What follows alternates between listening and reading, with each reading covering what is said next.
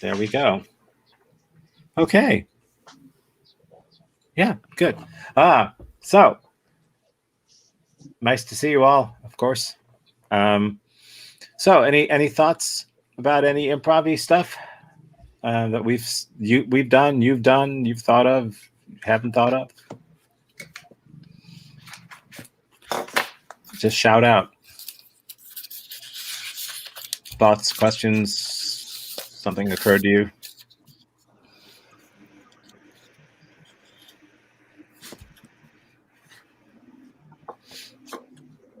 Nothing?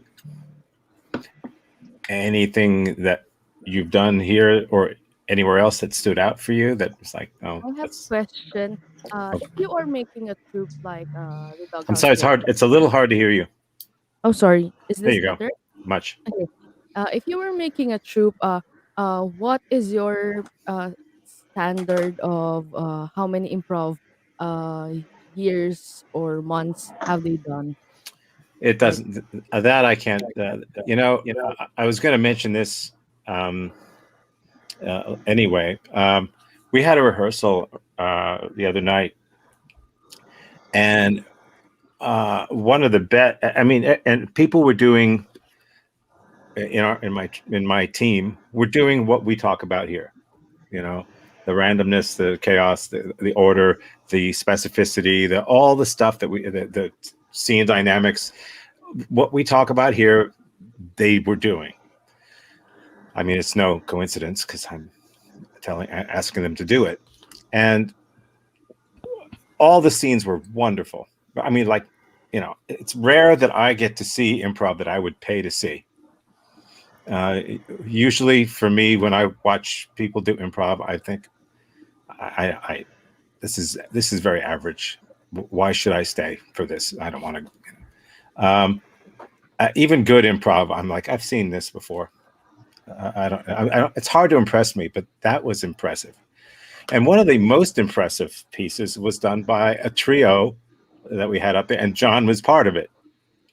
John and Danny, who's done a couple of workshops with us here, and Joshua, who's done a few workshops with us here.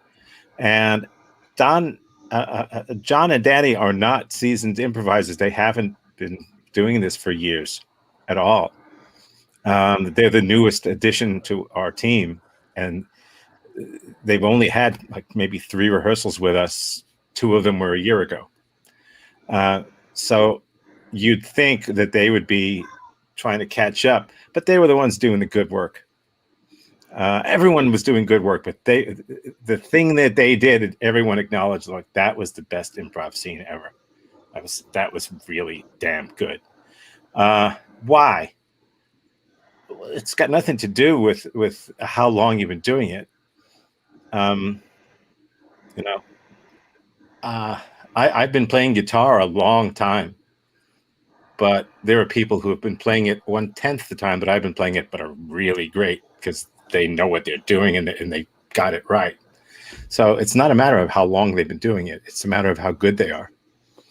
Um, and a couple of things you might look out for if you're building a what's that? Is that a cat? Oh, sorry. Baby? I couldn't tell. I have cats and sometimes sound like babies. Um, so one way that people sometimes try to build a troupe um, doesn't always work, but it's a way is to understand the concept of robots, ninjas, and pirates. Have we talked about that? It's not something. It's something that I didn't invent it. Somebody did, and it was. It's just a way of looking at improv and improvisers. Um, they break improvisers into 3 types: robots, ninjas, and pirates. Robots are improvisers who know all the rules and all the right things to do and make. And have we established a setting yet? Do we know the names yet? Did we have a rising falling of action yet? They're just looking at the rules. and because that's the type of person they are. The pirate is somebody who just puts the sword between their teeth and swings into a scene and just whatever, I'm here. And they may do things that are screwed up, but that's them. And they kind of don't want to think about rules or what's the best for the team.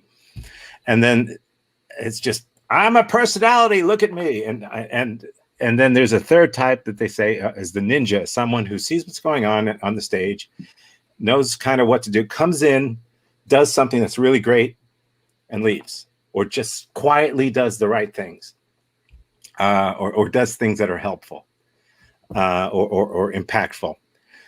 So sometimes we sit around and talk about what we think we are mostly. Everyone has some aspect of all of those three things, but some people have one that sticks out. So I'll ask people what they think they are of those three things, and then I'll ask people what they think everybody else is of those three things. And sometimes they match up, and sometimes they don't. Sometimes people don't realize that, they think they're a ninja, but they're really a pirate and all that. So that, which is basically to say that as long as you have a few of each of these in your troupe, you'll have a balanced troupe. You'll have a robot to keep the pirate from going too far. You'll have a pirate to make sure that things aren't too predictable with robots. And you'll have ninjas who are like little tugboats, making sure that things go where they're supposed to go and then disappearing. So the reason that they talked about this stuff in the first place was for learning a way to build a troupe. So you categorize somebody. Okay, this guy's a ninja, this guy's a pirate, this woman's a robot, whatever. And we need 2 ninjas, 2 pirates, and 3 robots. And the idea is that this way, nobody has to change themselves very much. You go with what they already are, so they don't have to all fall in line. I don't know whether that's realistic or whether it works. I mean, in theory, it seems like a good idea, but I would think that occasionally ninjas would get a little sick of having to rein in the pirates. And I would think that pirates would get a little sick of having the robots stopping them from doing. And I think so. Who knows?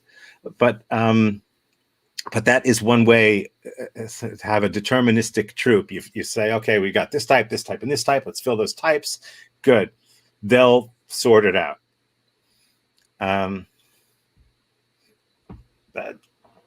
Yeah. I don't know any other way of telling. When I used to audition people, I don't do it. We don't do it anymore. We choose people from classes or who are doing really well, like in Juilliard. Let me turn off my green screen. It seems, I don't know if that's what's making me jump around like that. Probably not. But I when I audition people, I kind of ask myself, do I want to do improv with them? Would I want to do scenes with them? Do they have the raw materials there, and are they willing to change and willing to learn? Everybody should be willing to change. So I don't know about how long someone's been in it. Somebody could have been doing this for 20 years and be stuck with doing stuff that they were doing 20 years ago that just wasn't very good then. And they're too old or they're too set in their ways to change. Who knows?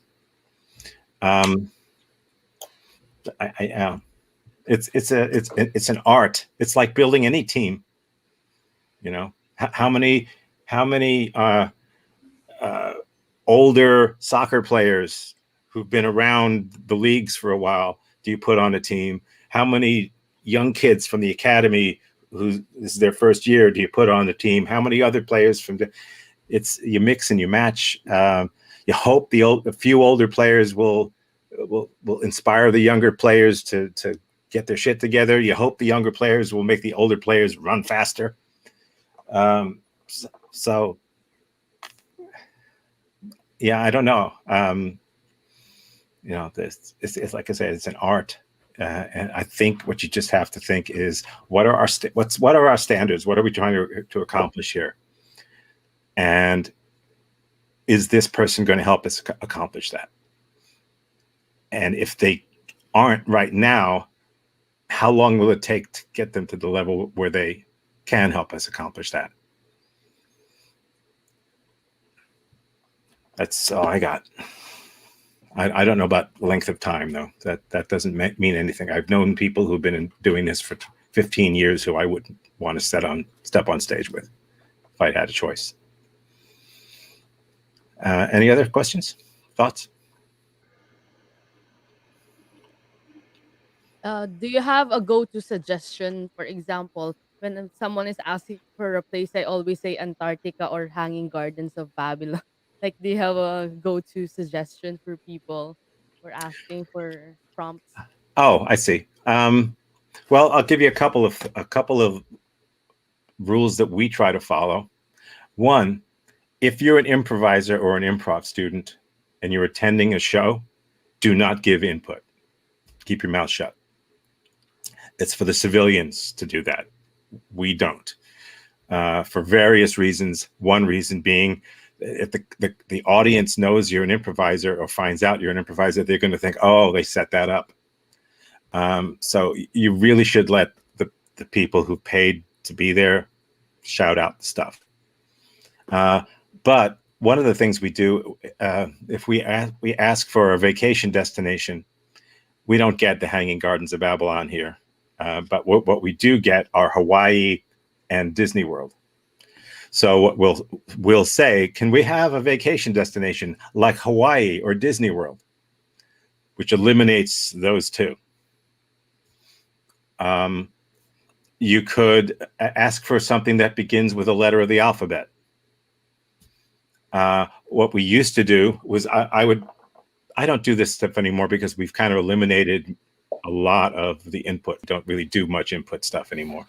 But I'd point to someone and say, I said, look at that person over there. Tell me what kind of car you think they drive.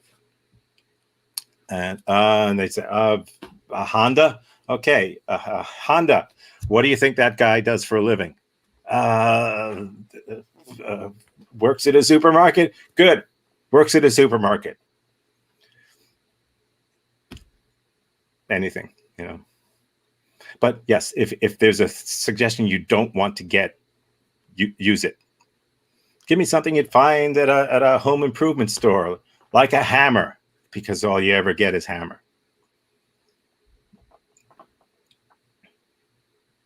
Anything else? When you're performing with other people of different cultural contexts, or like just come from like just different people, and you have no idea what they are referring to, like you don't even have that own personal experience. How do you make sure that you still have that relationship and can get into like Okay. this kind of familiarity? I don't. I understand what you're saying, and I get what you mean. For me, I like the idea that there might be people that I'm playing with that I know nothing about. I might be in a situation that I don't know very much about. That they're at home and I'm a visitor and I don't know stuff as well as they do, or vice versa. If I'm the visitor, if I'm in the minority and everyone knows a thing and that seems like I'm the only one who doesn't know anything about this thing, I have two things I can do. One is to hang back and let other people initiate things and then start to do scenes. Or we can do creative misunderstanding, where it's clear, and we do this all the time. Someone will say a word, and we don't know what that word means. Somebody doesn't know what it means. And nobody asks for clarification. Can we get a word, please? Prestidigitation. Now, okay, fine. Maybe some people know what prestidigitation is. The person who asked for the word could say, well, could you define that? Or could say, that's kind of like magic, right? That's like sleight of hand, right? But what I would prefer is that we pretend that we know what it is and get it wrong. So there's no right or wrong. You're still just doing scenes. So you know how to react. So if someone is doing something, if a bunch of people are doing something and you don't get what they're doing, then you play the character who doesn't get what they're doing. Play the outsider. You could even say, is that a kind of food? Is it really? I don't know what that is. What is that? Go right ahead and say it. So be that person if you're in that. But if it's a cultural thing and there's a lot of stuff flying around and you just are lost, you have a culture. Throw yours in. Let them have to guess what the hell you're talking about. And then it's fun. It's actually fun to do that, to mess with each other that way. They're gonna realize that you're just in up to here and you don't really know what's going on. But hey, that doesn't mean you can't make waves too. And so you do it. So there's a lot of things you can do because it's scenes and we're reacting as characters. So scenes are never about these things. They're always about the characters. They're always about us. So the things that we're talking about, the cultural things, those are just distractions from what's going on between individuals. So the more distractions that you have to put up with, the more you need to insist on connecting with this person or these actors. Connect with them in your character. Connect with theirs on a human level, and eventually that stuff will evaporate, and it'll just become about the two of you, or the three or four of you, however many there are. Does that help? Yes. Okay. Those are good questions, and I did a lot of improv down in Miami, and there's a lot of different cultures down in Miami. There's a Cuban culture, a Latino culture, a Hispanic culture, mostly. But there's also a South American, Central American culture. There's a Haitian culture down there. There's a Jewish culture down there. There's a Middle American culture down.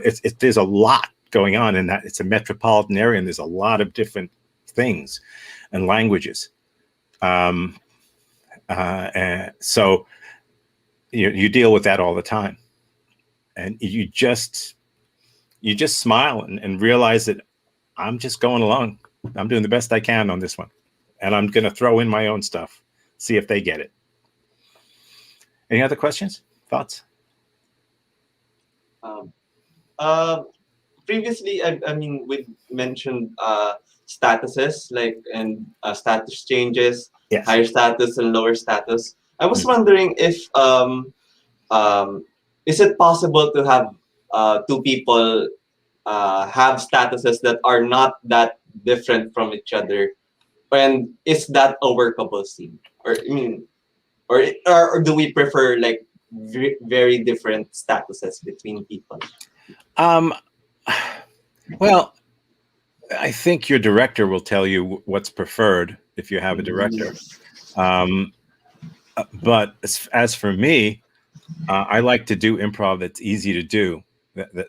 That as an improv actor, that I can go out there and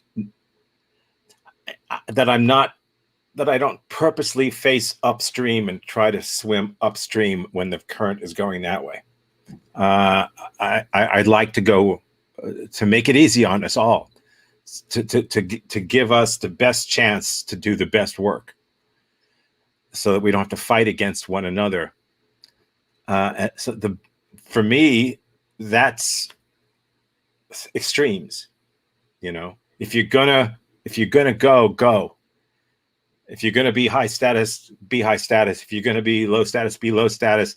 Spend as little time in the middle as you can, because middle is boring. Middle is equilibrium, and it's really hard to generate anything that way. It's like you can't generate electricity with a lake.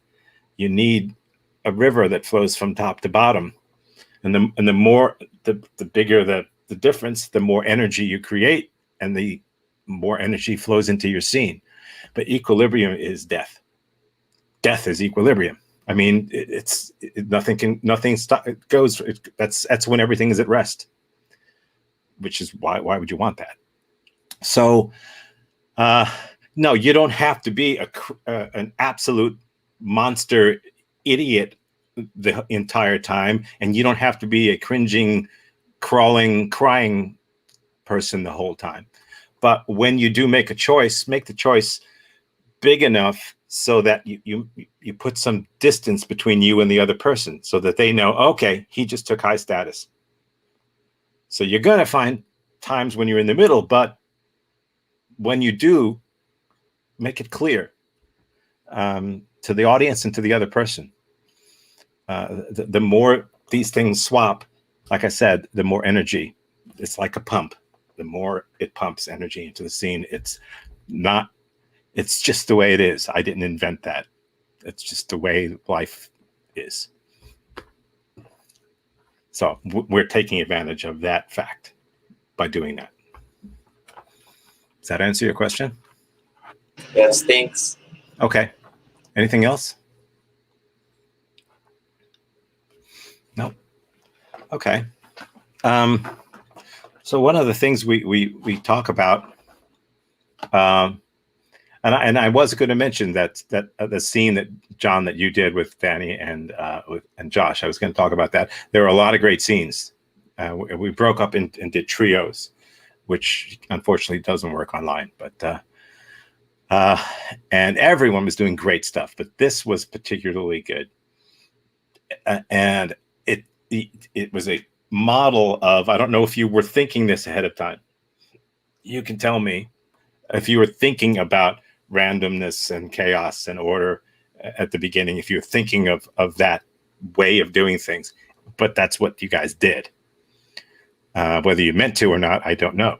But that's what you did, and by doing it, I could pinpoint where each thing was. I could pinpoint the randomness at the beginning, and I could pinpoint when it turned into chaos, which was slightly more orderly, but it's still not under control. And then I could pinpoint the moment when it was like, aha, this is it. And so you tell me, you know what I'm talking about. What were your intentions in that scene?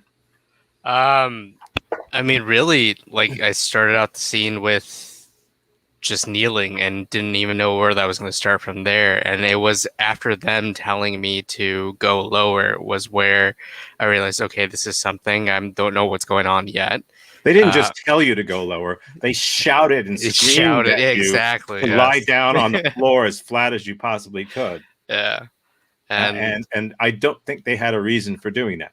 No, I don't think so either. And then when Dan got in as well, and trying to convince him to come down, he did. And then Josh added that new, I don't know, like, just made it more than what it was at that moment. That's when it started to change. Obviously, he stated, well, I don't want to be a floor guy. I'm the wall guy. And then that just built up from there. Oh, that's where control came in. Yeah, that's where the control. So the shouting at you to lie down is random. There was no reason for it, but it was great.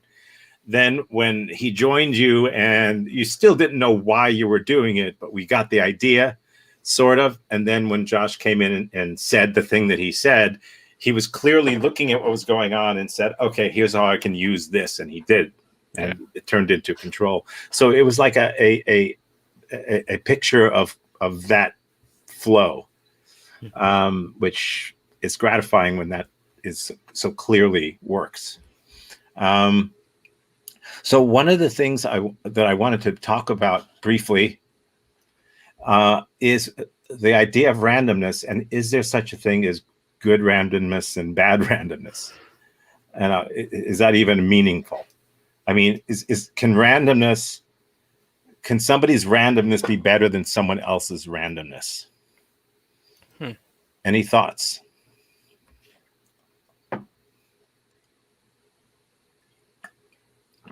Nothing. I think they're the same because if I think that someone randomness is better than the other, like why? Like it's random. Well, I'm going to give you my opinion about that, which is different. And I'm going to show you this. I've shown this once before, I think a long time ago.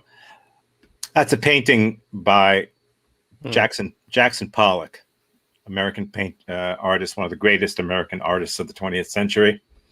And he did a lot of paintings like this.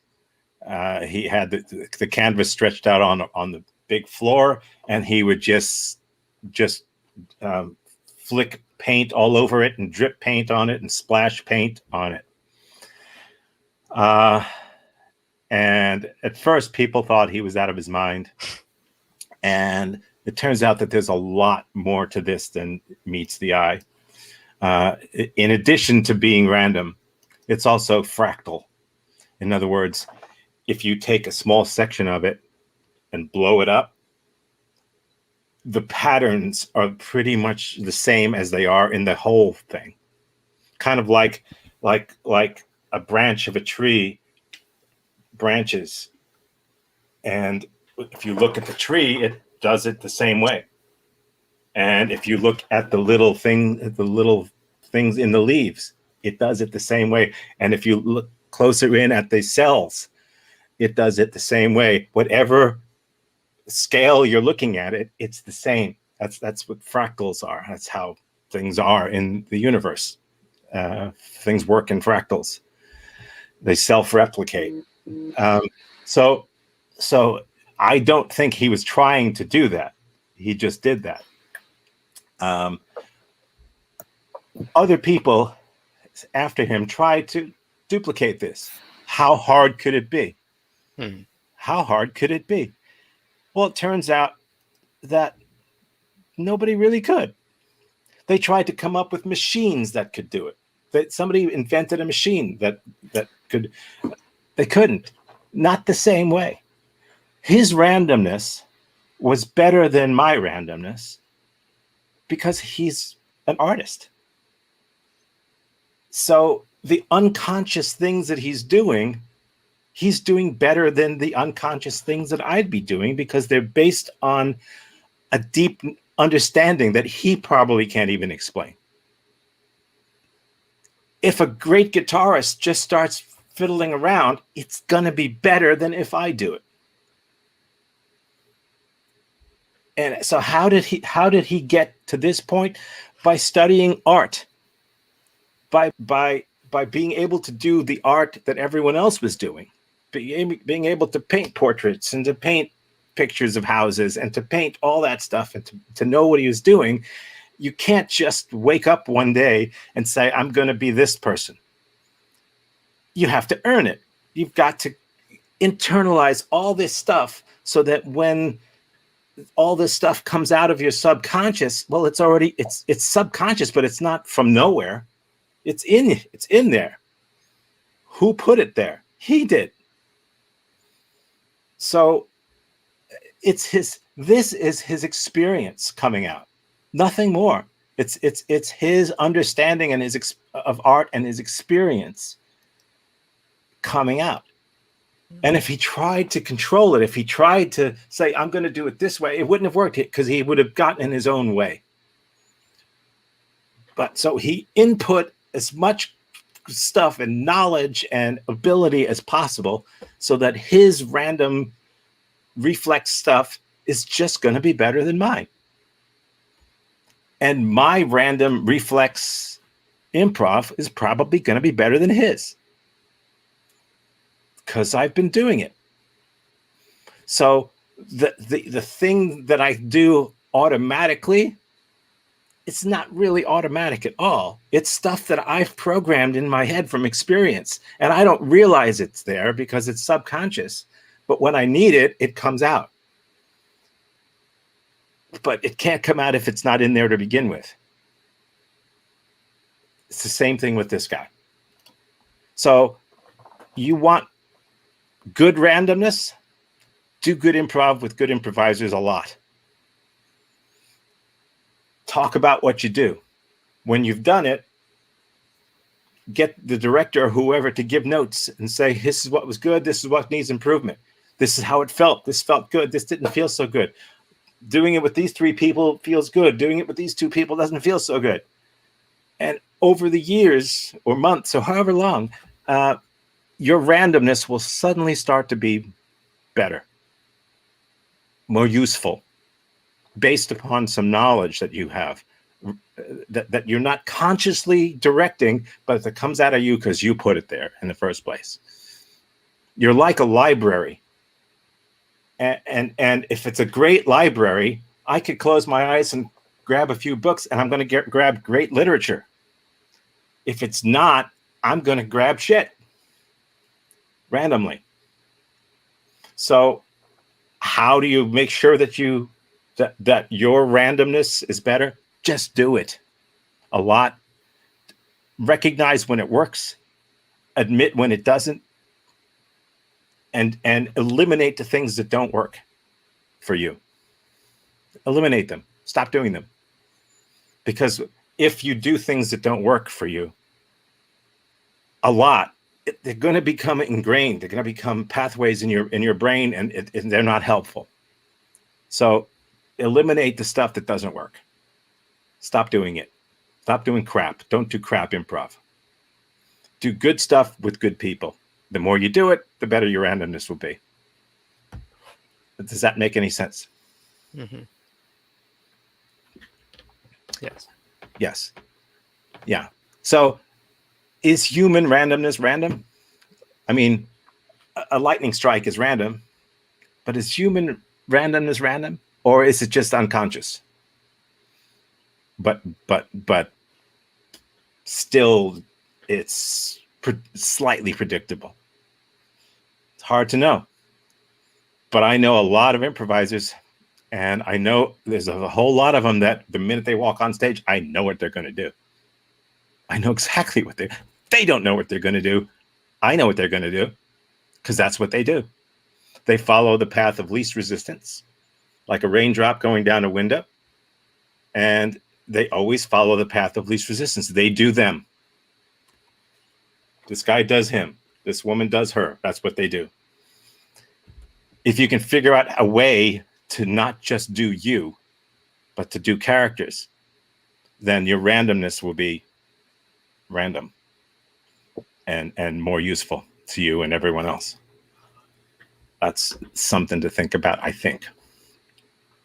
Any thoughts? I wanted to ask a question based on what you were saying. It makes a lot of sense. With regards to character, you were saying the randomness.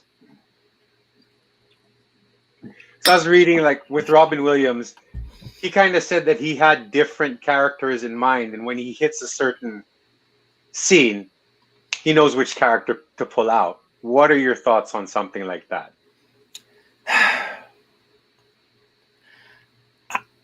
I think you can really damage yourself as an improviser by trying to emulate Robin Williams. Because Robin Williams is Robin Williams. And for anyone to do things the way Robin Williams does, it's like telling someone to paint the way this guy paints. I mean, Robin Williams was just a brilliant person who just sort of channeled things. And I honestly believe that what Robin Williams thinks he was doing isn't really what Robin Williams was really doing. I think that Robin Williams was doing things that he can't even explain. But since he's asked to explain them, he says, well, I have this method, and this method. But are those methods transferable to somebody else? I mean, yes, of course, I have characters that I stick in my back pocket, but only if I really need them. Like if I'm stuck. Because then I'm doing prepackaged improv. It's not coming organically from the scene. I'm just taking out something. I'm taking out a Snickers bar as opposed to creating a thing. You know, I brought this with me. It's something I always use, but it's a little stale. Yeah, you should have that sort of thing in case you're about to fail,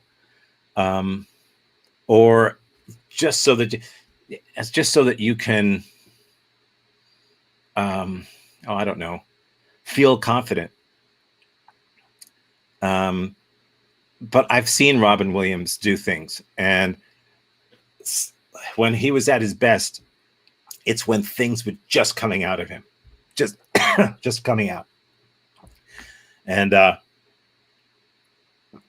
his main influence was a guy named Jonathan Winters, and Jonathan Winters was this guy who did characters, and it was a few different characters, but Robin Williams took it to another level, and Robin Williams would get into this state of being where it would just all come out of him. And it came out of him because it was in there to begin with. He worked at it really hard, and his mentors were very, very great people. And so he didn't do crap. I don't know.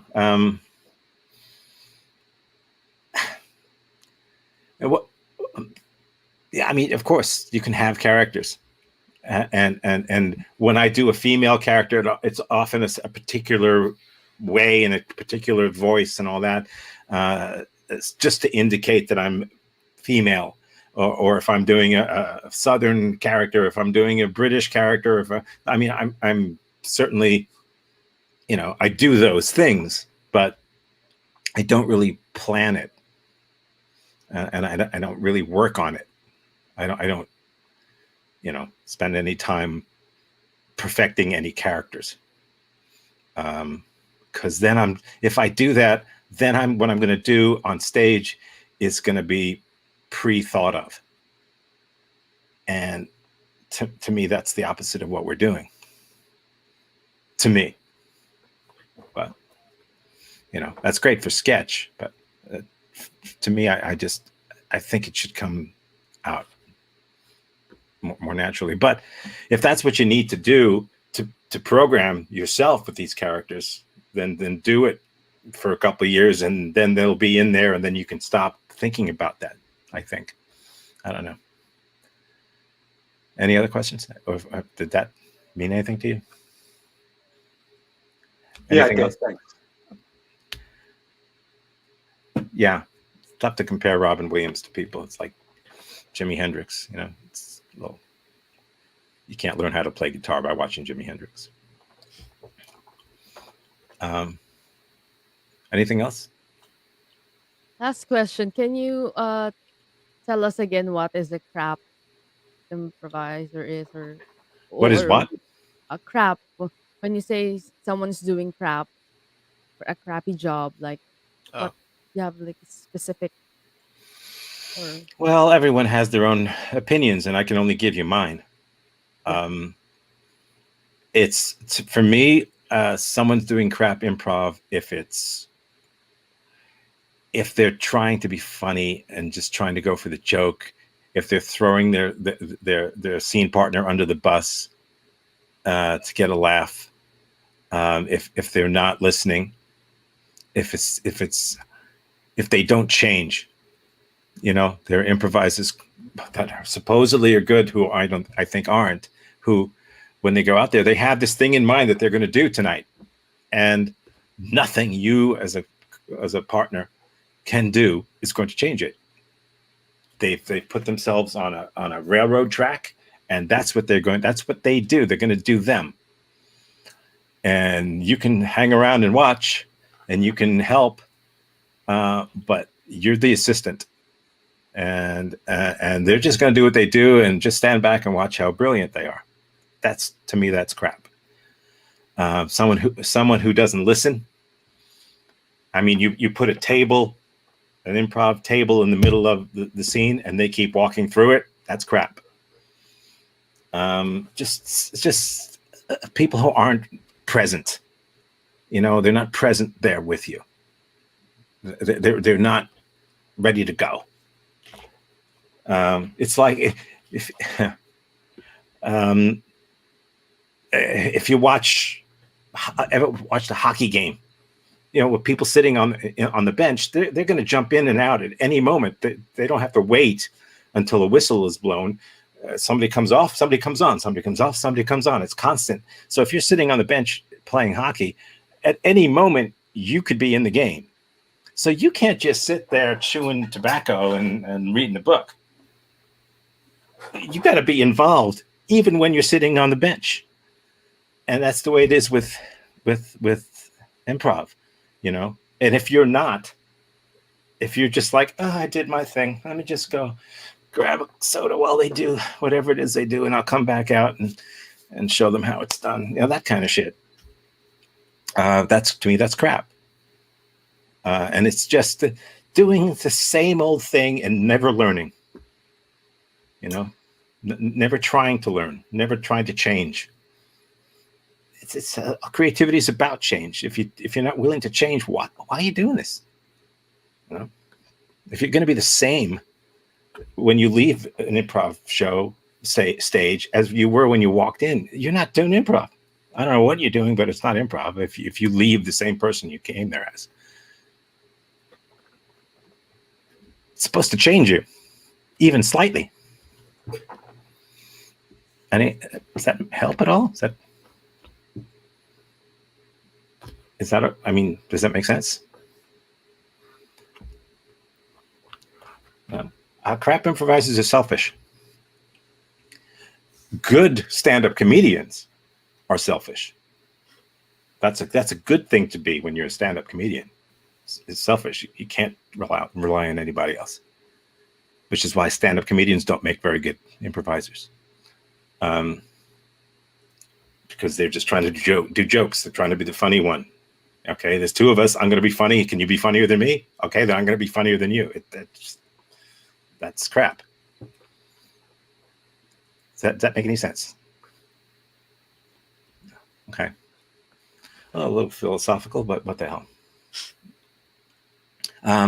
Okay. So let's work on that randomness, and see where it can lead. Remember the other stuff that we do. This stuff was all in evidence on Tuesday night when we had our rehearsal. It was all there. Everyone was doing all of it. All of it was brilliant. Brilliant. So it doesn't take more than this to do it. So let's do it. Yes. I'm sick of me. So let's just do the one by one thing, and then I can stop altogether. Here we go. I just go down the line. Let me switch to my oh, never mind. Screw it. There we go. There we are. 1, 2, 3. I'm using the wrong mouse. X. And get rid of this. And a couple minutes. Forget it. Forget it. Forget it. Forget I asked. Forget I asked.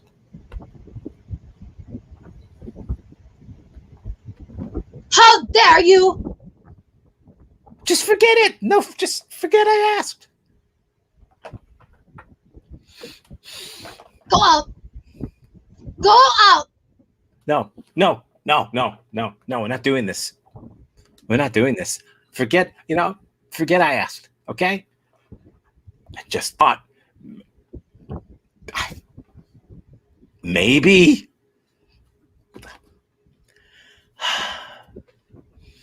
It was just a suggestion. It was just a suggestion. It was a suggestion. It was just a suggestion. No, it was. It was a suggestion. I would.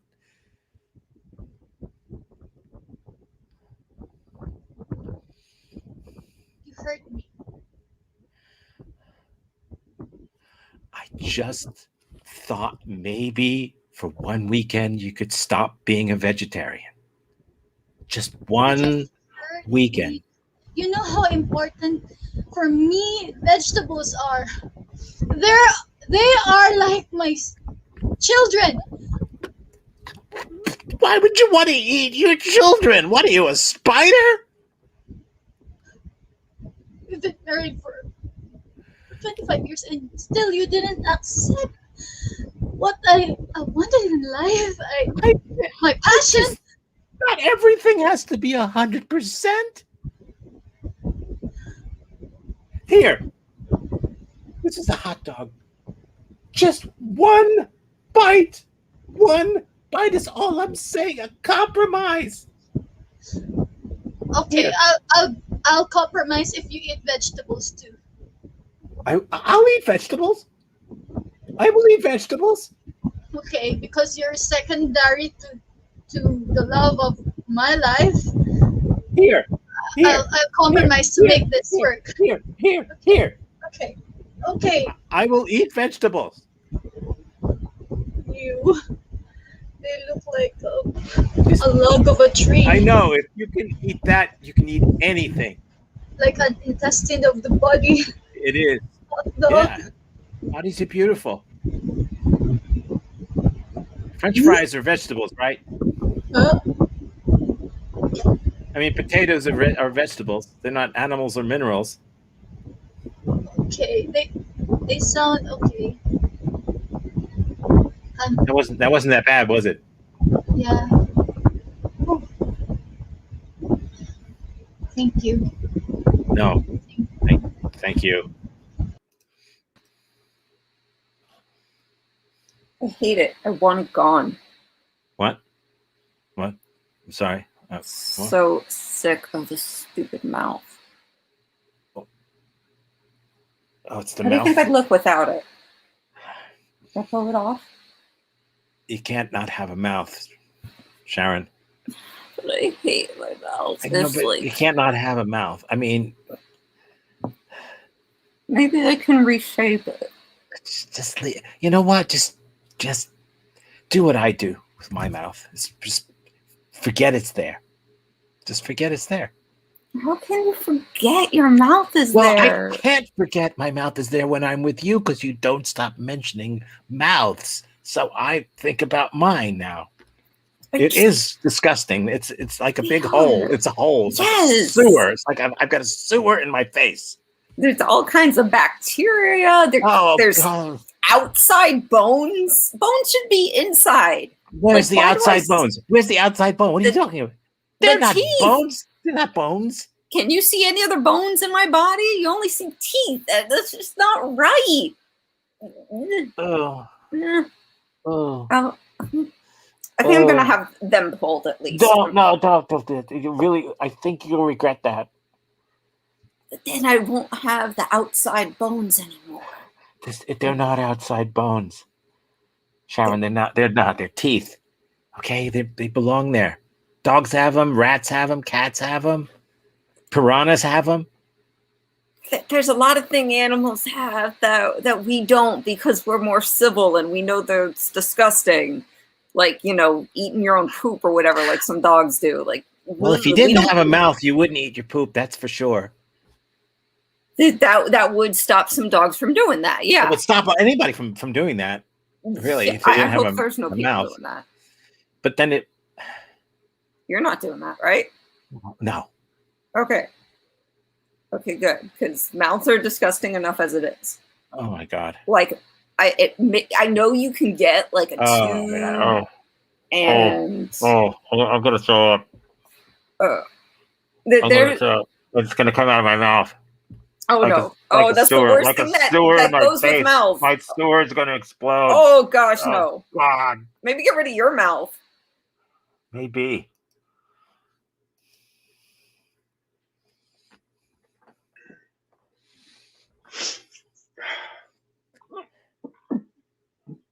Excuse me. Excuse you? I mean, sorry. Excuse me. No, excuse me. Excuse me. That was Excuse okay. me for being a wife who cares about her husband. Okay? Excuse me for that. Excuse me for caring. I know you Care? have this great way of showing how you care. I try to care. Ah, I try to care, Barry. I Do you even appreciate any of the things I do? Do you appreciate the things I do, the sacrifices I make? sacrifice, appreciation. I went to the dollar store today. The dollar store, where everything is $1 or less. And It wasn't Bloomingdale's. I went to the dollar store because you complained that we spent too much money. So I went to the dollar store. Everything's $1 or less. I bought 2,000 things. 2,000 things in the dollar store. I cannot just spend $10 in a store. You know? Sally, oh wow. I mean, It's 2,000 things. this We've is how got you a show lot of things now. this is how you show how much And they you all care. need batteries. Oh, That was for you. I wouldn't have set foot in the dollar store if it wasn't for you. so now it's for me again. It's Of course it's for you. I would have been in Bloomingdale's. I would have bought one thing for $2,000, but no, I had to buy 2,000 things. wow. I The receipt alone weighed 2 pounds. Okay? You know what? I'm trying to reduce weight.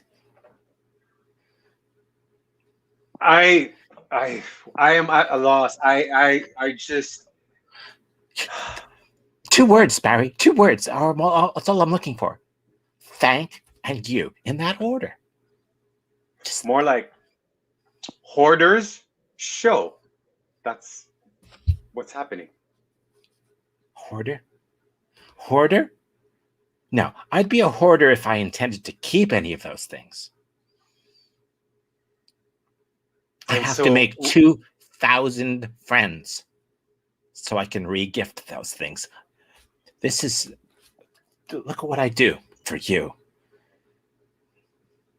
So all this is for friends. For me. It's for you, Barry. I don't know how. You're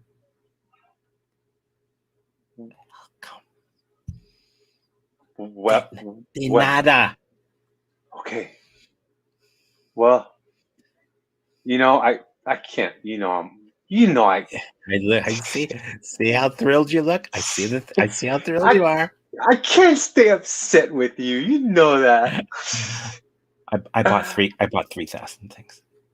I just couldn't. I couldn't. Wow, that shows me you love me 50% more than just recently with 3,000. You're so good with numbers, Barry.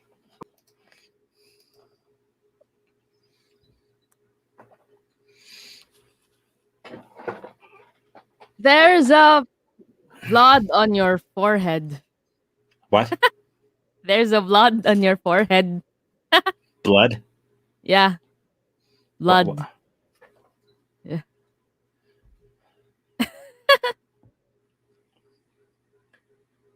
It's mine. type O? Oh yeah.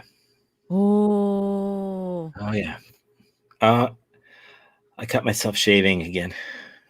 Ah, I'm here. I can help you shave if you want. You know, I trained for 10 years for shaving a forehead and 5 years in the beard. I'm the only person I know who shaves his forehead, except for bald people who shave their whole head. You don't have to be sad, you know. I know you take things seriously and Could and okay, I will try again. I will try again to convince you to shave your hair, but with my help. Let me help you. Go ahead. Obviously, I'm just messing it all up. Could you I can. give it a shot? You couldn't possibly do worse than that. Close your eyes and make a wish, and I'll start shaving. Okay.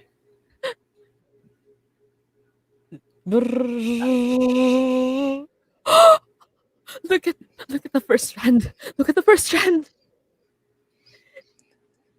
That was me. This is you. You're holding a part of me in your hand. But with a little bit of blood O type of Oh yeah. just a little, yeah. Yeah, it's mine. No. Mm. Yeah. I know the Oh, case. oh yeah. Uh, Oh my god. What? You're my What? hero. I am? You're my hero. Oh, no way, man. Yeah. Can I get your autograph? Like, You serious, man? you're my hero. You know?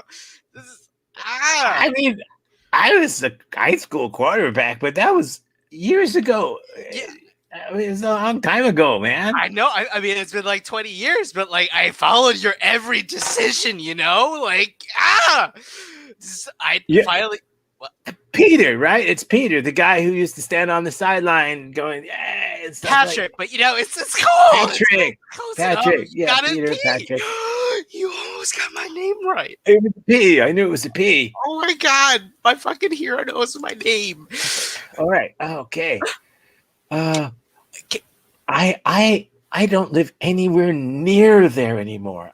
I've moved to across the country. How did you just happen to bump into me? I mean, you post everything on Facebook, so like, No, not much. I don't. Some things. I deduce, and I've been like, following. like my location. That's a mistake. Mm-hmm. I mean, I work for AT&T, so that's how I am actually able to follow you. Yeah, dude, though.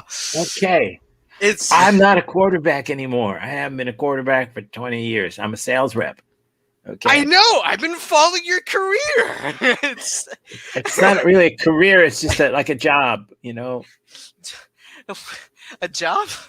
Why did you get a life? That's Peter Patrick. Why don't you get a life? It's more than a fucking job, man. My life is your life. It's Don't a you job. realize this? It's your life. My life. Peter Patrick, man. Just get a grip, man. What is this? I never liked you. I see you on the sidelines, and I would see you in the bar, and I would see you at the lunch counter, and I would see you, and it's like, what does this guy want? You saw me? How could I help but see you? You had a T-shirt with my face on it. You fucking saw me? You noticed me? You noticed me? Oh my god, he fucking noticed me. You're my life, man. You're my life. Just fucking sign. Just give me your autograph, man. That's all I wanted. No.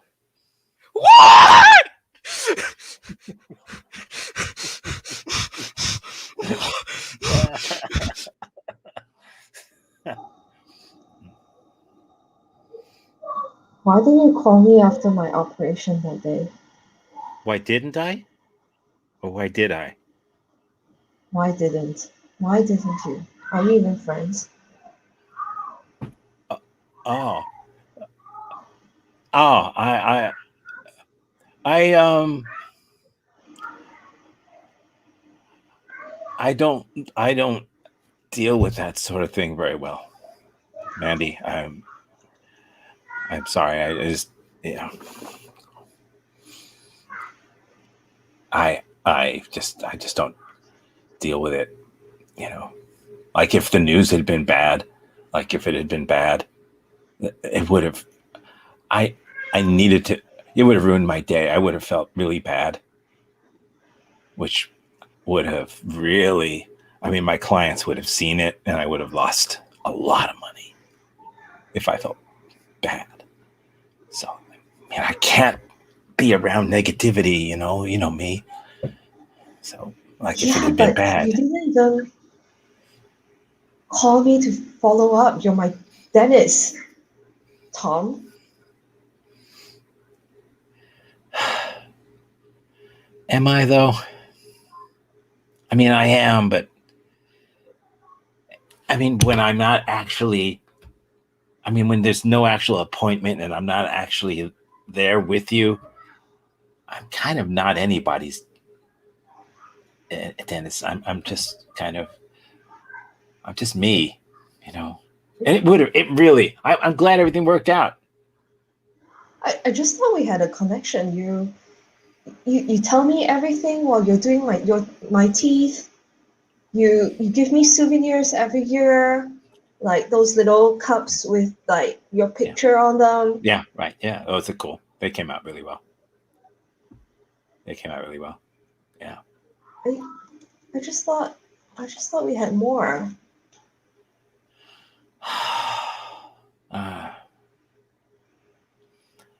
I guess I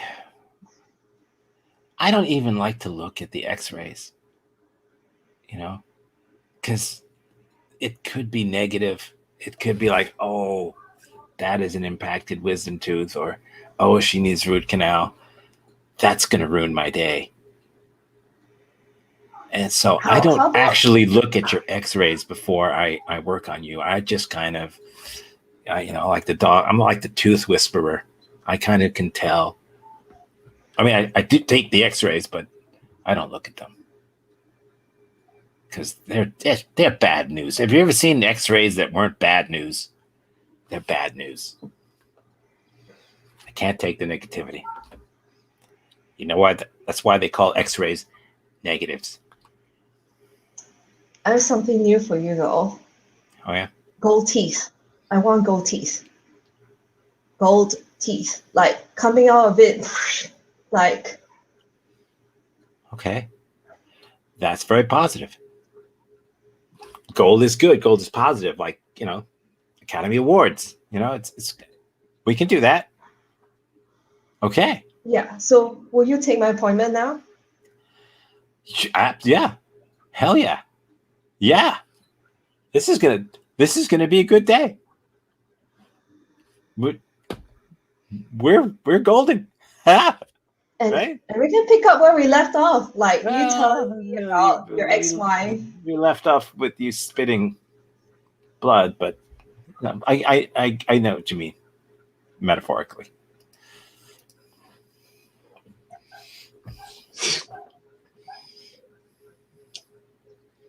Coconut trees. Yeah, go figure. Why did it have to be Go figure. What? I said, yeah, go figure. Yeah, go figure. Coconut trees. I mean, yeah, if he'd been standing underneath like a plum tree and a plum fell and hit him, no big deal. But so why? But a coconut, I mean, there's not as many of them, but one of them hits you. Oh man, that's bad. Yeah, it's bad. I'm glad that you know it's bad. Well, I know it's bad. We both saw what happened to him. Those people were innocent. Well, I mean, yeah, but Why are you taking this in stride? what do you mean they're innocent? I mean, it's a coconut. It's not judgment. But They got hit in the head. But we plant trees. I know. But we they're planted palm those. trees. They're palm trees. That's okay. That's for. But so occasionally somebody's gonna walk under one of the trees you planted and get hit in the head with a coconut, and they're gonna die. It's part of the job. It's part of the. What do you mean? We just plant trees, but we try to not kill people. Jonathan. We try. I didn't aim the coconut at the guy. I don't want to be in prison, please. No. You know what? No. No? No, I don't know what. Oh, okay, let me tell you. Don't tell me what. If you want to be in prison, you go ahead. But I have a family. Though you have your fiance. What are we gonna tell the cops that family was just happening to sit under that coconut tree while we were sitting in our refreshing plum tree? You know what? Some people are cut out to be landscapers, and some people aren't. Yes, we are the landscapers. Yes, what I am. The family was our client. Oh wait, you're telling me? Oh, this is rich. I'm not fit to be a landscaper. Not if you can't deal with death. Okay. Thoughts? Anybody? Landscaper had me thinking a lot about death this morning. I tried to cut the alarm or cut the grass, rather. Like having a siren go off while I'm trying to do teletherapy. It's like, so guys, what does this word mean? Nice job, Carl. Seriously, Carl, though, like the little things that you did too, like that with your hands, like that showed, I don't know, you're really into character there. Like I really dug that. That was really good. Oh, wow. Well, you're so into character too, John. Yeah. Those deranged, crazy eyes. Oh my gosh. You're not even looking at the screen, just straight up to the camera. Yeah, for sure. I want to keep that in mind. Stare into the camera sometimes. John, were you drawing on experience for that one? Was that obvious? No. I like your eyes when it went from like a happy eye to like scary eye. Like the eye has that transition in itself. Anything else anyone saw or did? I just want to say the order. It was Joy first, then it was Marissa. Both of your scenes were so vomit-inducing. Oh my gosh! Joy eating hot dogs like this. Like I know, that was hilarious. Yeah, it was some kind of pig food. Then Marissa talking about tea. I know. I was dry heaving. Yeah. Well, Del Close said that the purpose of improv is to enchant and horrify. Any other thoughts? What you saw did. I like Sorry, go okay. I like the detail or the switch between like Tom and Khalil, like the 2,000 francs versus buying something that cost 2,000 at Bloomingdale's. I thought that was like quite an interesting detail. Yeah, I don't know if that was something that you usually do or it just came up. What? Like just like just playing around with that comment like, oh, I had to buy 2,000 things in this dollar shop instead of one item. Okay. Well, but that was from specificity. I mentioned the dollar store, and then apparently I was the kind of character who normally wouldn't shop in the dollar store. So how did my shopping at the dollar store turn into a tragedy? I went to the dollar store, but I just don't get the idea of the dollar store, and I still spent $3,000. Yeah, so it was just a one thing led to the other, and he was Khalil was trying to deal with my nuttiness, and of course blaming it on him for trying to be reasonable and rational. Any other thought? This randomness. Um,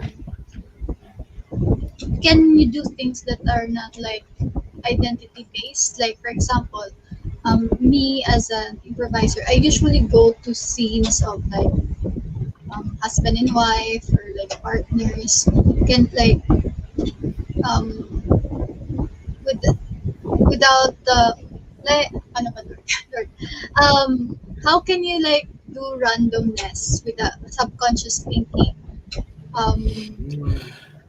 Oh, you can do something random, and then hear and see what you just did, and then be inspired by the thing you just did. Just like your partner would be. Like you didn't know you were going to say it, and you did.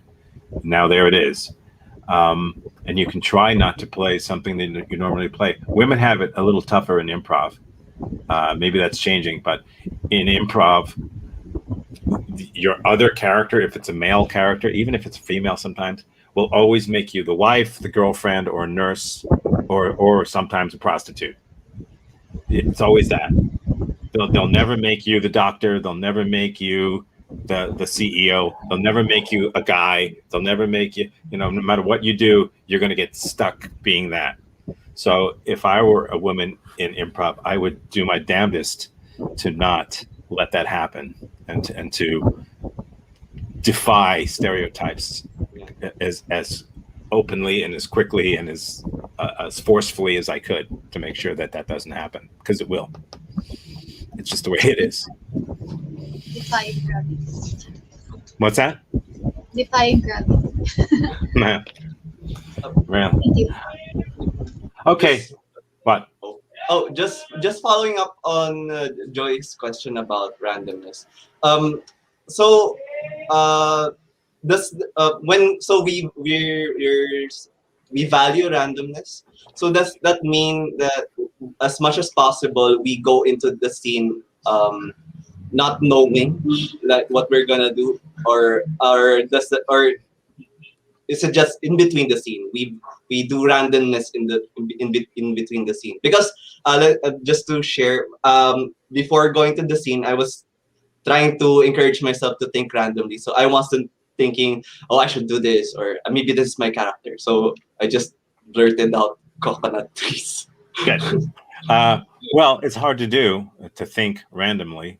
Those are kind of, but I know what you mean. You can go into a scene with an idea of what you think might be in your head. Sometimes you have to. Sometimes it's a narrative, and you think, okay, the next scene will be in a pizza parlor, but that doesn't mean that you know what's going to happen there, and that doesn't mean that you know what the relationship is going to be. And even if you know, okay, he's my boss. This scene, I'm going to be in a pizza parlor with my boss instead of in the office. Great. Still doesn't mean that you know what's going to happen there. And just because you're in a bowling alley doesn't mean you have to bowl. You could propose to somebody in a bowling alley. You could have a sword fight in a bowling alley. So you can have things that are standard, but you can do non-standard things with them. You can do anything anywhere. We had people calypso dancing, and they were a pilot and a co-pilot of an airliner in a cockpit. So you can do anything anywhere. So it's just we should anticipate the randomness that the other players will offer, quote unquote. Yeah, you can hope for it. Very often, you don't know that the other person's doing something random. Sometimes, whether it's random or not, it's random to you. Yeah. So your response can be random, or it can be at least honest, like a response that's like not pre-programmed, not the average response. But whatever response, it could even not be a word. It could just be, huh? You know. So the idea of the randomness is just to be comfortable with randomness and to know when to use it. Because a lot of people want to control shit all the time, and they can't imagine that anything can be random on a stage. But it's nice to get used to the fact that it can. Thank you.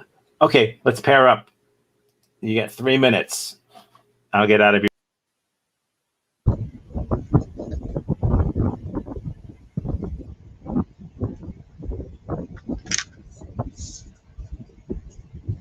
Baby, I'm not hearing you.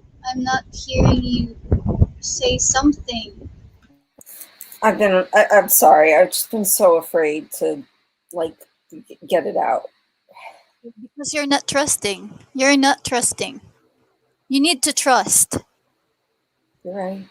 You're right. I think it's time to move. What? We need to move.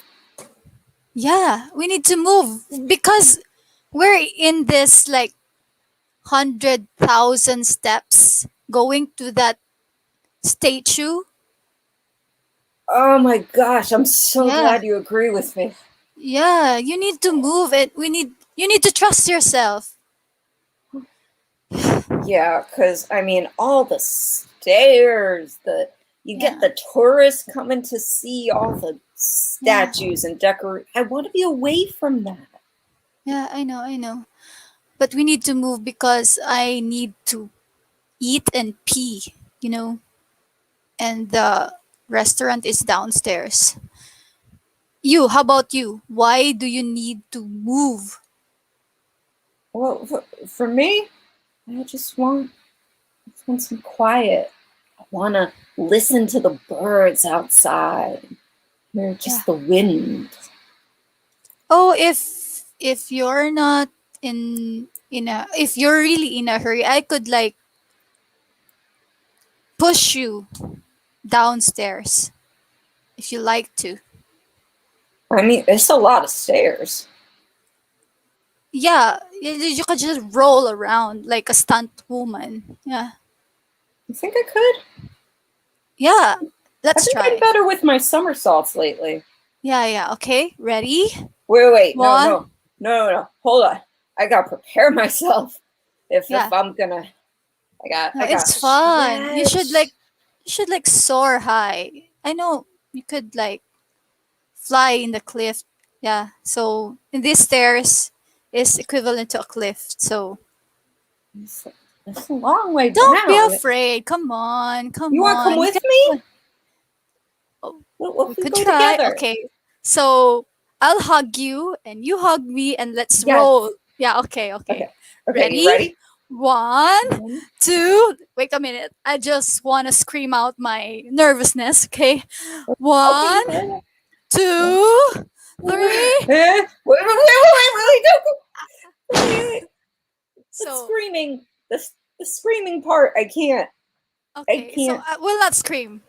1. If we do it quiet, you think we can be quiet, falling down? Okay.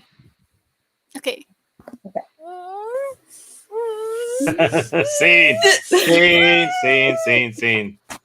Cool. Next. Okay. Yeah, I got about that and that. Go.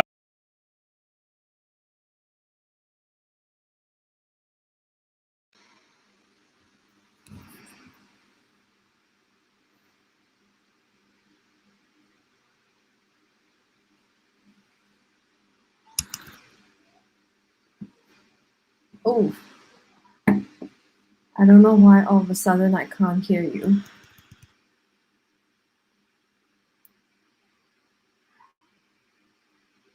Oh, I said I would like to adopt an elephant, a giraffe, a monkey, a boar, a bear, a snake.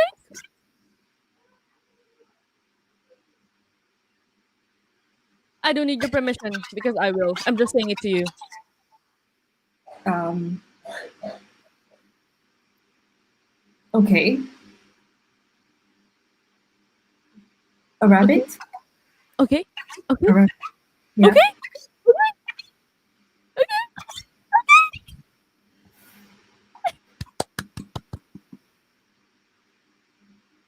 I don't quite understand why you're so delighted when you have my. You never understand anything.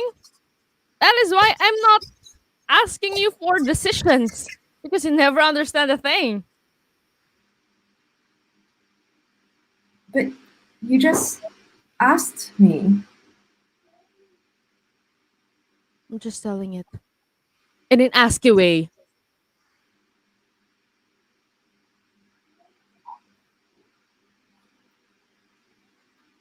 We The can make. giraffe will arrive tomorrow.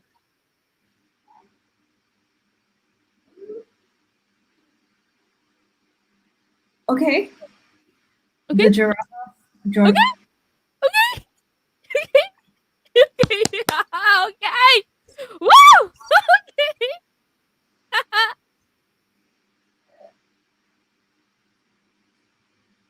We can always make a multiple choice questionnaire all the time.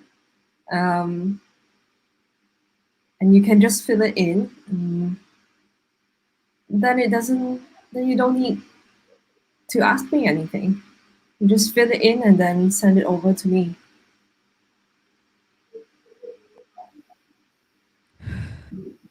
So we will let the papers communicate. You don't really have time to talk to me, do you? Like you want it to be like on paper or in chat or in text. No wonder I love these animals because these animals give me person to animal interaction. They are better than you. They're more human than you.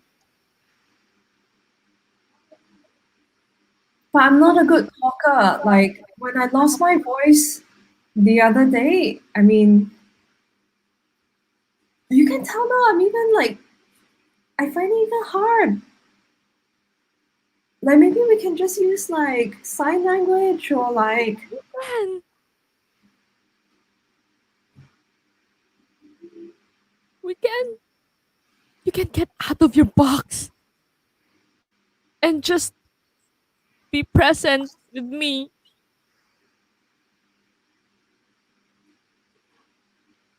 If you don't want to, it's okay. I do. I do. You do? Just don't know what kind You of do? You do? thing you want to You do? do. What does the giraffe? What yeah? What does the giraffe? What do you want from the giraffe? Like Scene. What do you want from the giraffe? I don't think anyone's ever spoken that sentence in the history of the world. Okay.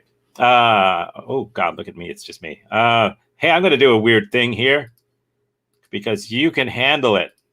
That. Yes. It requires listen. I'm getting out, but Whoa. yeah, it requires listening. But I'll Okay. go.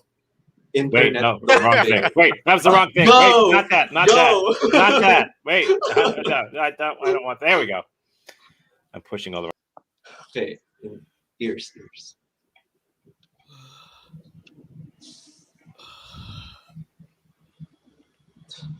I thought What? Is it terrible? it's. I tried my best. I thought you said you could cook, man. Like, It's Ew. I'm gonna serve this to her parents tonight. Jeremy, what do you think, man? It's not just me, Yeah. right? Like, Jeremy, please tell me some. Jeremy, please. It's crap, David. It's crap. No. it's. I mean, he said it so much better than I could. You know, it's almost like you literally served us crap.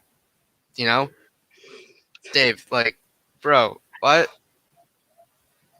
Wait, did you actually? What? What'd This you give is- us, Dave? What'd you It's serve? your- What? It's your regular pork dish. Chinese pork dish. Just- What did you think it was? And where did you get the Chinese pork for the dish? From the wet market. You went? Boris, you told me to go to that wet market. Oh God! Damn Oh God! Why would you go there? it. You told me to. Oh, You told me that's where we get all our authentic Asian cuisine. Oh. No, wait. Oh, seriously? you wanted to serve that to her? I thought I was doing everything by the book. Do you I love even us? got it from that. The recipe was even from that exotic seller from the corner. The corner, Yeah, the corner. You know, the corner we always pass by when we. the alley with like all the tents and everything like that. What? Yeah. Oh. Hey, that was a legit Chinese guy.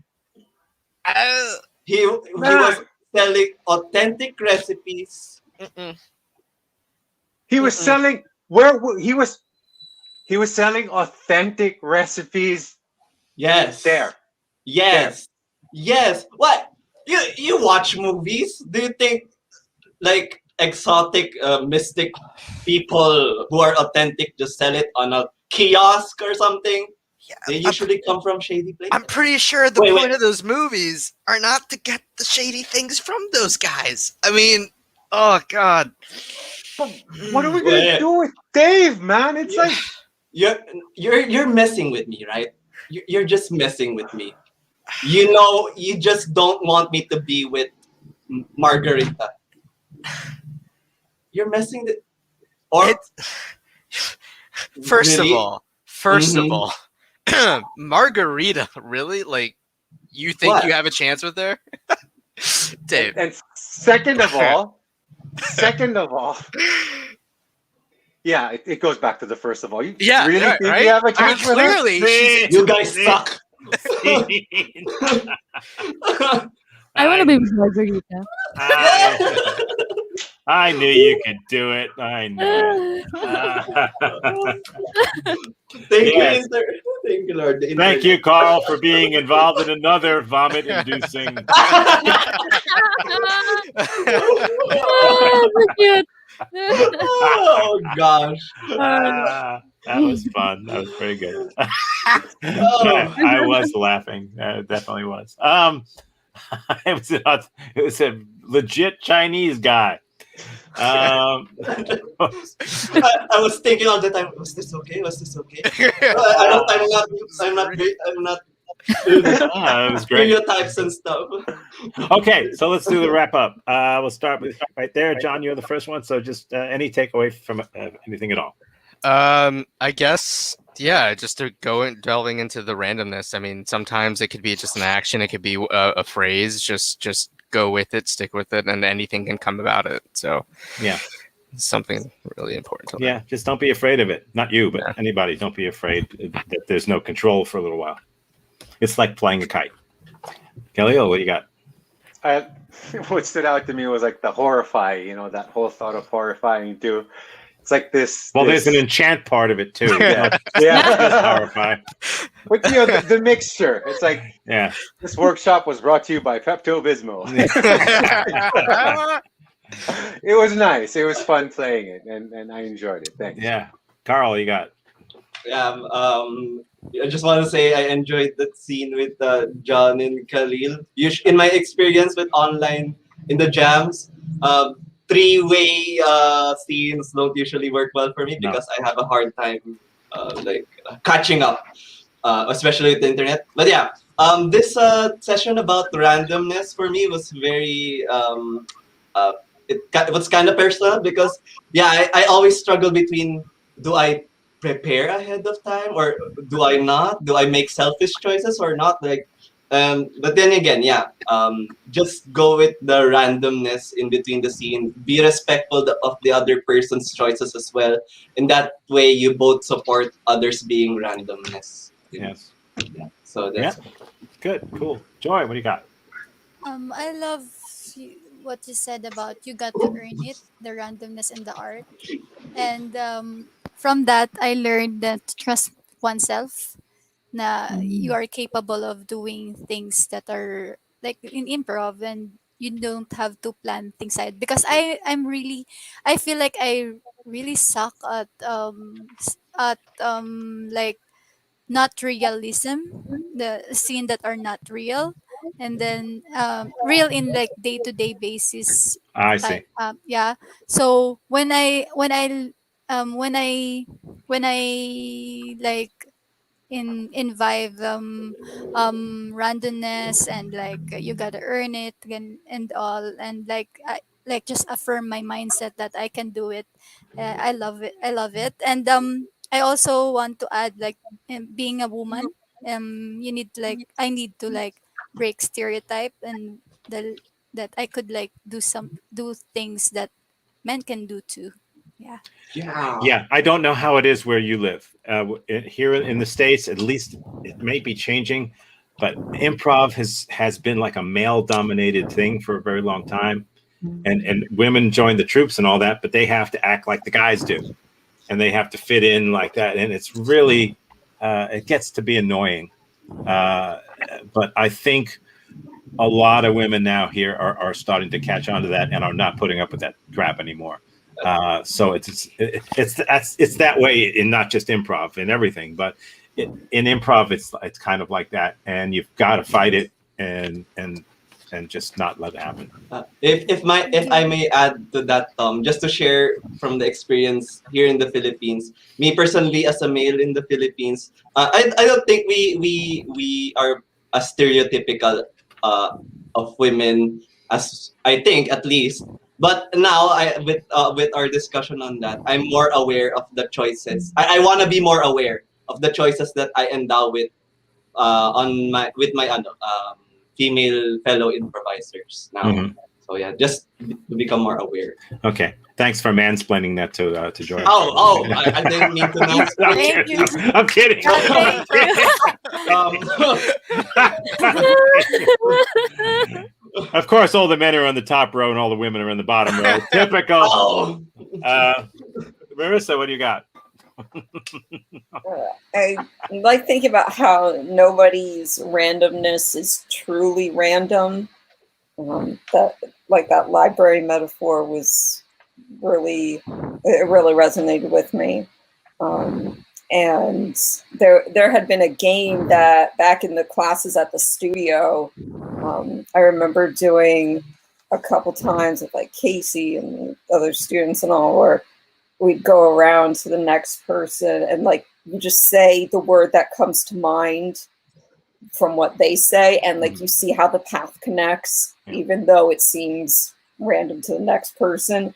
And then there was like the next stage of that where you think about a word that comes to mind and then the next word from that. A to C, we talked about that. Right. So like it reminded me very much of that. I was like, oh yeah, I remember when I used to be more conscious of this. So I found that helpful. And also thinking about how when you don't know what's going on in like a multi-person scene, that you can also, instead of just purely being ignorant of it, you can also put some of your own culture and your own knowledge back into it as well. Mm-hmm. And by the way, people are not programmed to be random. We're not good at it.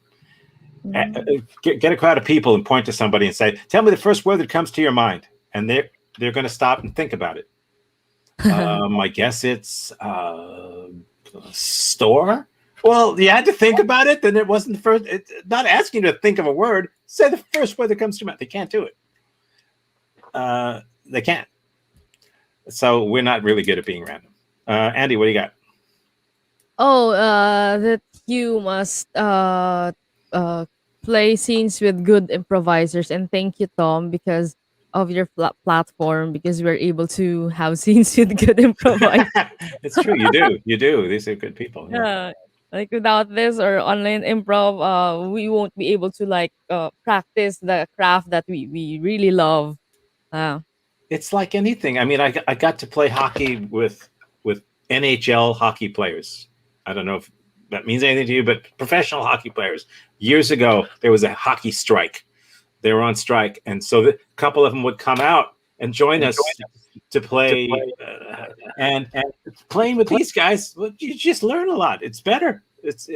And play music with people who are better than you, always if you can. But to do stuff with people who are better than you, you'll always be lifted up. Kay, what do you got? Maybe like observing everybody's characters.